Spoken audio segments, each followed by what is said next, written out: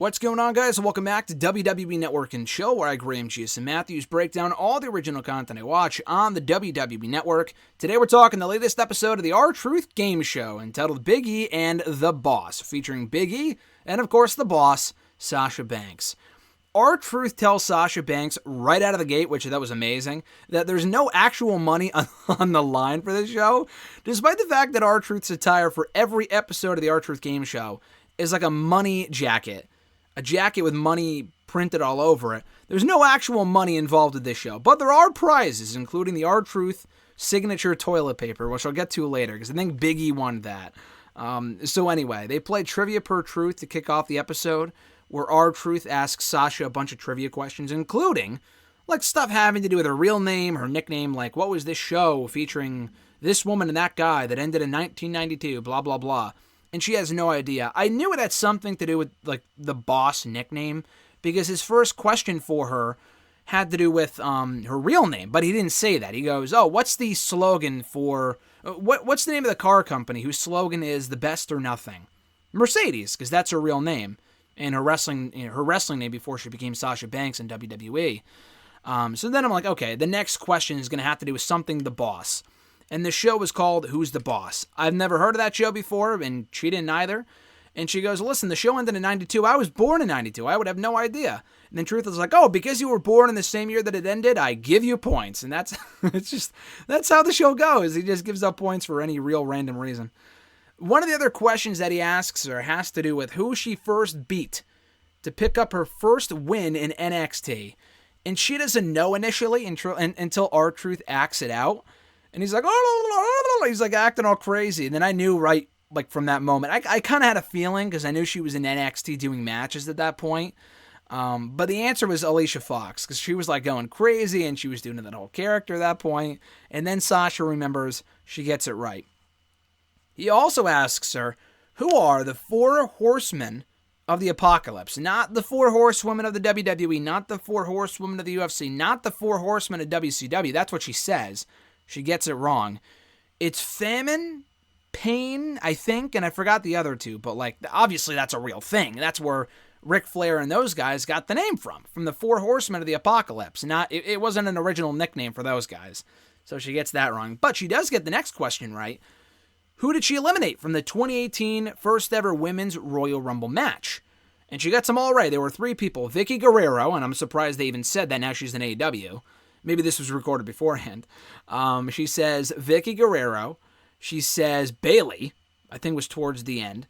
And Trish Stratus, of course. That was like the iconic elimination. They never really did anything more with that, unfortunately, but it would have been cool. And then she brings on her dog, Ryu, I think is how you pronounce the dog's name. We saw the dog at the Great American Bash in the car when she was coming down for her match with Io Shirai in NXT last month. But she brings Ryu on screen. She gives him a high five. I thought that was cute. I'm a big dog guy, so I think seeing Ryu was awesome. They then play fill in the blank with the boss, Sasha Banks, where she has to like finish the catchphrase. She gets the Ric Flair one right. If you want to be the man, you got to beat the man. She got that right. I mean, she can't call herself a diehard Eddie Guerrero fan that she got his own freaking catchphrase wrong. So the catchphrase, it wasn't like, I lie, I cheat, I steal. It was, if you're not cheating, she thought it, I think she said, then you're not lying. And R-Truth goes, no, it's, you're not trying. Listen, even I know that. And I don't know a lot of things, but I know that. If you're not cheating, you're not trying. It's in his fucking theme song, or one of his theme songs. I'm like, how did you get that wrong? Like, you're the biggest Eddie Guerrero fan in the world. How did you not know that? I mean, obviously it rhymes, but it's still, I'm like, come on, man. How did you get that wrong of all the questions on this show? So they then do the whole what's up thing, and no one has ever scored points in the what's up, like kind of giving an update on what she's, doing in her life right now. She gets points. R-Truth playing favorites here. I'm not a fan of that. They then play scavenger hunt. She's got to show off some leftovers that she has, her favorite ring gear, a WWE Women's Tag Team title replica that she has in her house, a picture of anime, her dog, a corgi, I think is the type of dog that she has, and something that she's proud of. And it's not it's not like a picture of like her and her husband or something like that.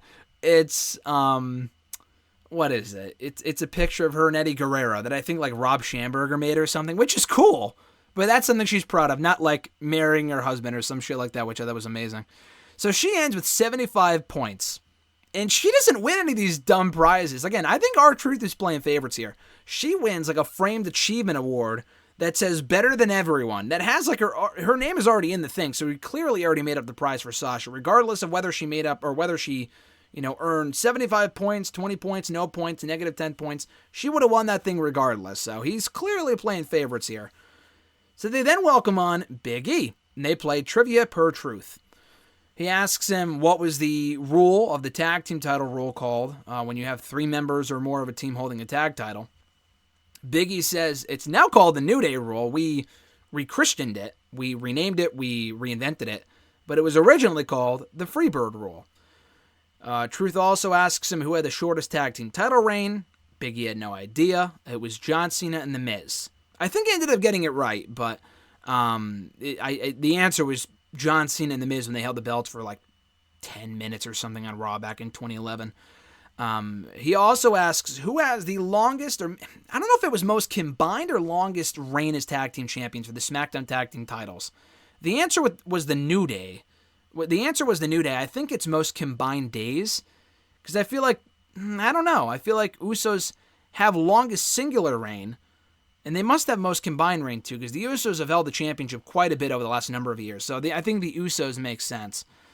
He also talks about his regular routine, which he doesn't really delve into too often, he says, because it's just boring, about going on walks in his residential neighborhood, he says. I thought that was really funny. They then play the Big E, and he gets all of these questions right. Like, every answer that he gives has to start with the letter E. There was a question about, like, who was the 14th Triple Crown champion? He says Edge before R-Truth even finishes the question. Who was the 4th member of the Ghostbusters? Ernie Hudson. Truth gives him bonus points for that, because no one ever gets Ernie's name right, but he got that one right. What was the name of the promotion that went out of business and filed for bankruptcy in 2001? ECW. What El Paso, Texas native won the WWE Championship only once in 2004? That being Eddie Guerrero. So he gets all the questions right, I think. He then talks about his cameo and how cool that is of a process to do and how it's kind of heartwarming and people ask him to do weird things, but he's a weird person, so he welcomes those weird things. Doesn't do a lot of the weird things that are asked of him, but he understands why people ask it because he comes across weird on TV. They then do the scavenger hunt. He has to find something with a unicorn on it. He does. He has to have like a box of Bootios. He doesn't have that. Doesn't have like a lot of things that Truth asks him for. But he does have a title. He has the SmackDown Tag Team title with him.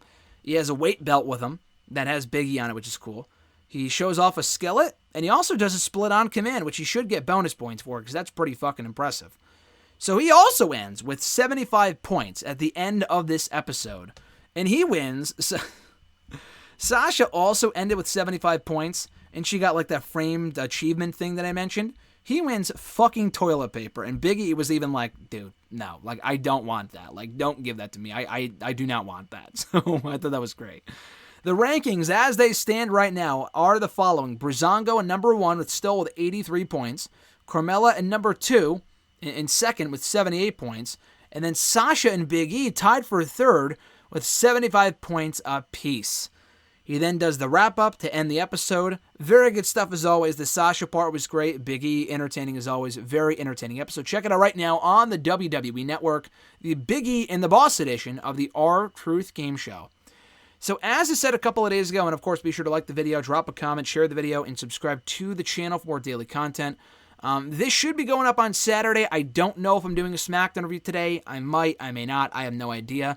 If I am, it's going up later. Usually on the go-home show weekends, like the weekend of a pay-per-view, I don't. Just because there's a lot going on and there's a lot of network content going up. So this is going up today. SmackDown review may or may not be up. I mean, the written review is always up on WrestleRant.com. But the audio review may not be up today. May not be up at all this weekend. But what I'm planning on doing is Sunday reviewing the all-new timeline that went up this past week with, I think, AJ Styles and John Cena. That review should be up on Sunday, tomorrow.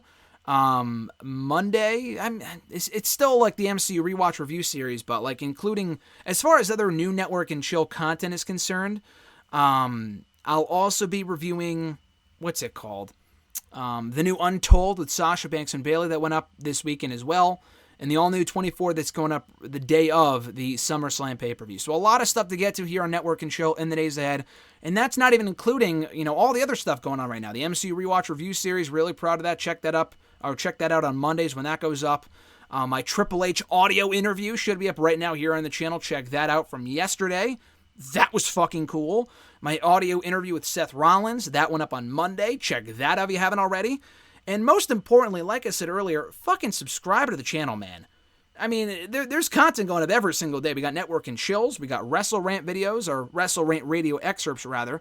We got hashtag AskGSM answering your questions. We got interviews. We got SmackDown reviews. We got Marvel movie reviews. We got so much going up literally every single day. What are you doing by not subscribing? And when you do subscribe, hit that little bell button as well to be notified every time a new video is uploaded here to the channel. Enjoy SummerSlam weekend, guys. I'm Graham GSM Matthews, and I'll catch your ass down the road.